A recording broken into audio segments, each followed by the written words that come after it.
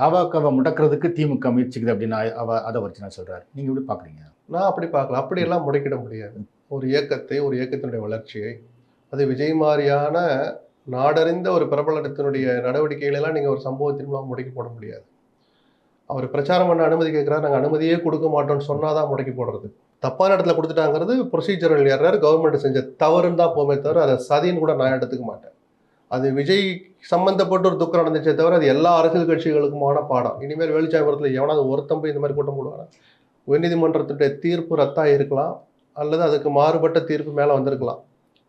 இனிமேல் பஸ்ஸை கொண்டாந்துட்டு நடுரோட்டில் எடுத்துகிற பிரச்சாரம் பண்ணுற வேலை நடக்குமா? நடக்காது. ஸோ அந்த கரூர் துக்கத்தில் ஒரு மிகப்பெரிய நல்லது நடந்திருக்கு. ஏற்கனவே அந்த விதி இருக்குது, அதை அமல்படுத்துகிற துணிச்சலற்ற அரசாக இந்த திராவிட மாடல் அரசு இருந்துச்சு. அதுக்கான பலம் தான் இன்னைக்கு அவங்களும் சேர்ந்து விமர்சனத்துக்கு உள்ளாயிருக்காங்க. இந்த தவறுகள் நடக்காமல் காவல்துறையும் பார்த்துக்கணும். விஜய் மட்டுமல்ல, யார் ஒருத்தர் கேட்டாலும். ஸோ ஏதாவது புதிய நிபந்தனைகள் விதிச்சாலோ சில கட்டுப்பாடு வச்சாலும் அது ஏதோ விஜய் தனக்குத்தான்னு நினச்சி மக்கள்கிட்ட போய் பொய் சொல்லக்கூடாது. அப்படி உங்களுக்கு மட்டுமே போட்டால் அதை அம்பலப்படுத்துகிற பொறுப்பு மீடியாக்களுக்கு இருக்குது. விஜய் கவலைப்பட வேண்டாம்.